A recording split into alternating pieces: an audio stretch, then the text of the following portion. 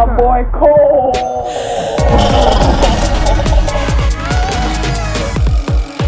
Okay, it's finally here. The past couple of months, past couple of days has been super hyped for this mouse right here. The Logitech G303 Wireless, and it has Shroud written all over it. 75 grams, up to 145 hours of playtime, the tried and true 25K Hero sensor with Lightspeed technology. So is this what the people wanted? Let's find out.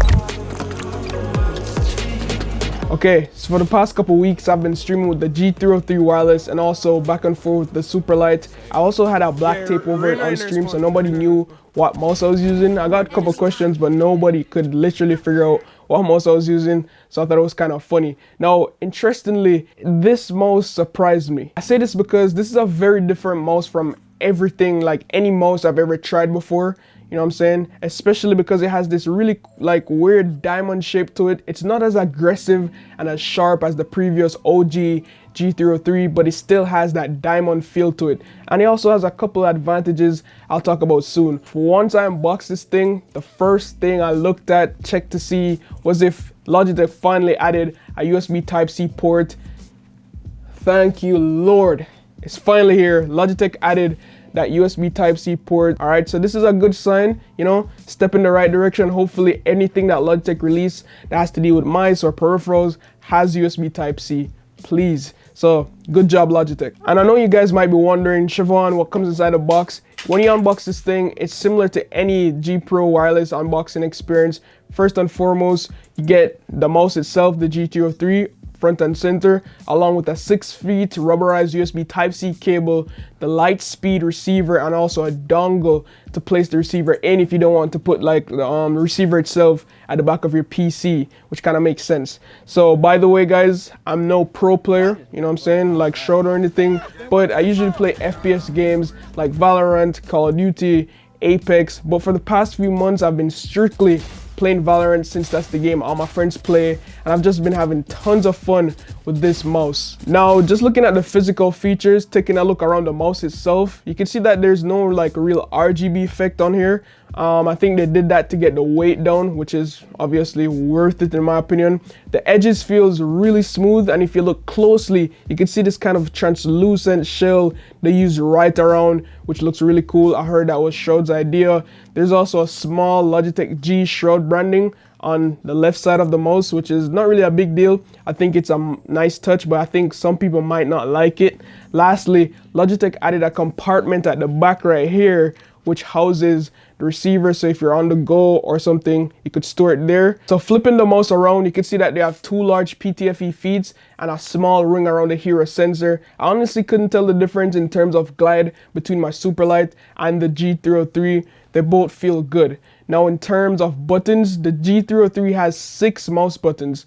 Mouse button 1 and 2, 2 side buttons, a scroll wheel, and also a DPI button on top here, which is kind of flush with the mouse, which is nice, so you don't accidentally press it. The side buttons are high up on the edge, which is kind of awkward at times. So let me just show you guys right here. If you guys look closely, you can see how high up the mouse button is. And usually with my G Pro, when I'm resting my finger there, it's always on the mouse with the G Pro.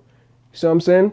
When I'm using this, I tend to find myself like, oh yeah, I have to like lift up to use it. It's not really a big deal. It just takes some time to get used to. The mouse 1 and 2 buttons, they feel great. I think Logitech are using the same Omron switches from the G Pro Superlight inside the G303. I don't think the switches has changed here. The scroll wheel to me feels okay. It's a bit harder to scroll than the Superlight, but clicking it and all of that, it's the same pressure. It feels nice. Now, just for a sound test, here's what the buttons sound like.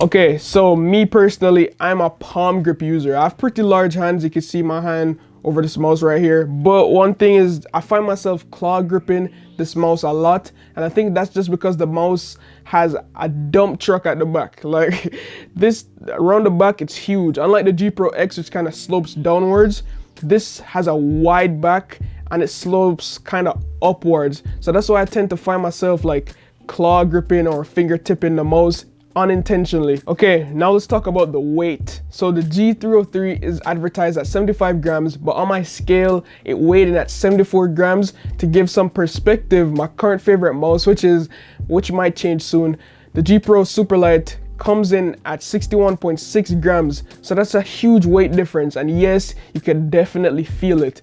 But that doesn't mean the G303 is heavy by any means. For comparison, the OG G Pro Wireless weighs in at 80.7 grams on my scale. And I haven't heard anyone say, oh yo, this mouse is super heavy.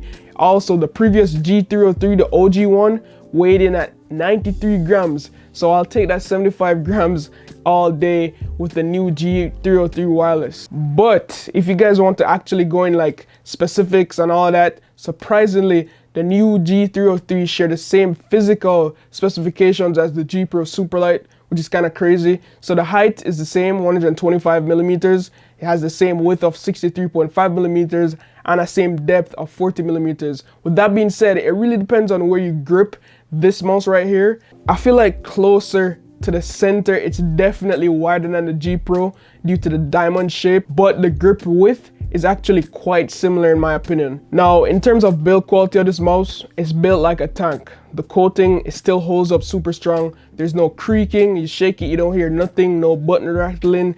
I was just like sitting down here, feeling the G Pro and the G303, and it feels like it's the same texture on these two devices. So nothing really upgraded in terms of the housing. And also the mouse 1 and 2 has no mouse play because of this divider that's in the middle that also houses this little indicator that shows when your mouse is charging and also shows your DPI switch indicator. So you have different colors that indicate what DPI option you're on. So you have like yellow, blue, green, orange, which goes from 600 up to 25,000 DPI, which is who's using 25,000 DPI?